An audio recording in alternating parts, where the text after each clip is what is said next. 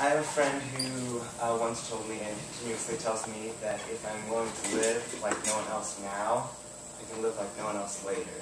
And what he means by that is if you're willing to make sacrifices early on in your life, financially especially, later on you can reap the benefits of that. And I think if we're willing to do that, it's worth the reward. I've been very fortunate to have parents who taught me good money management skills ever since I was very young, and I hope to share some of those with you. Being financially strong requires that you make sacrifices, that you make tough decisions, and that you exercise self-control, especially in your spending. But if you're willing to do those things, you will reap the benefits later on. I'm going to touch on 3 factors that, depending on how you manage them, determine your financial condition. And those are income, spending, and saving. So first these is income. I got the picture, so that's fine. If you don't bring in money, you don't have any money to manage, and the rest of your problems are, you have bigger problems than that. So you need to bring in money. And there's different sources. Primarily, working a job for most of your life is going to be your primary source of income. A secondary source may be investments. And that doesn't necessarily mean stocks and bonds and that stuff, which you may know nothing about. Just even like a simple bank account, like a certificate that yields 1 or 2%. Maybe a good secondary source, especially later on in your life. A couple other sources may be parents, or maybe the government, though hopefully these are not permanent, long-term sources of income.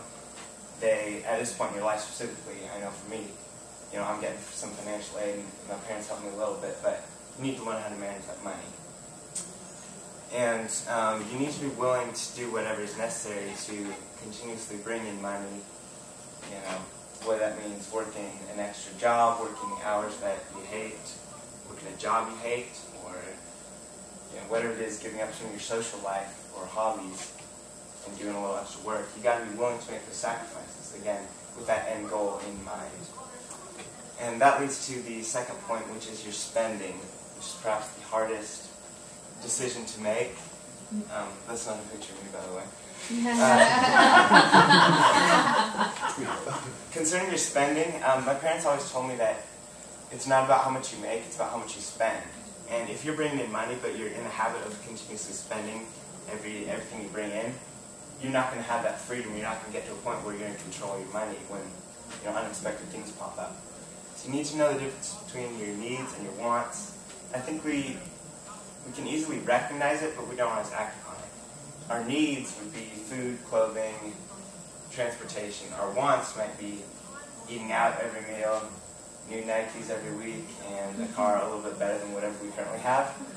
And I think we recognize that, but we don't always act upon that.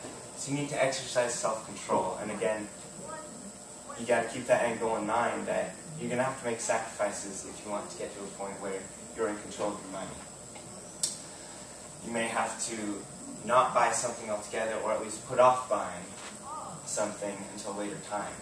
Now, put off buying, that is key. That leads to the third item, which is saving. And saving, though we don't always think of it as this, is really just delayed spending. Saving is not buying something now, so you can buy something later on. And an example of that may be not giving up eating out, once a week or something, so that at the end of the year you can upgrade your car or whatever. Or even if you don't have a specific goal in mind, life happens and things pop up, so you want to be able to react to those situations and cover those unexpected expenses. So you need to get into the habit of saving regardless. And you could use the money jar trick, just put a jar by your door. Every time you go by, just put something in, whether it's a little change or a $5 bill, whatever. Another thing would be every time you get your paycheck, the first thing that you do, move a little money into your saving account or some kind of account. Every time you get money, or maybe you get Christmas money, whatever, just get into the habit of doing a little bit, and as you go, you can make that amount larger, but just get in the habit of doing something. it's all about decisions, deciding what's important to you and what you're willing to give up to, attain those things. So, in conclusion,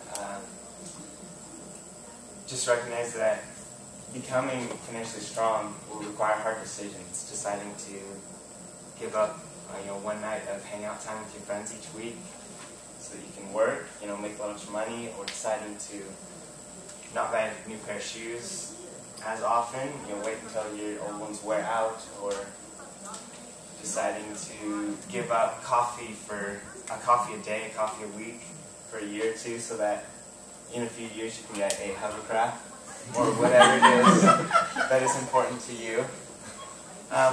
So just be willing. If you're willing to work hard, if you're willing to bring in money, if you're willing to exercise self-control in your spending, and you're willing to make an effort to save money, you can get to a point where you are free from living paycheck to paycheck, and you can spend money on things that are important to you.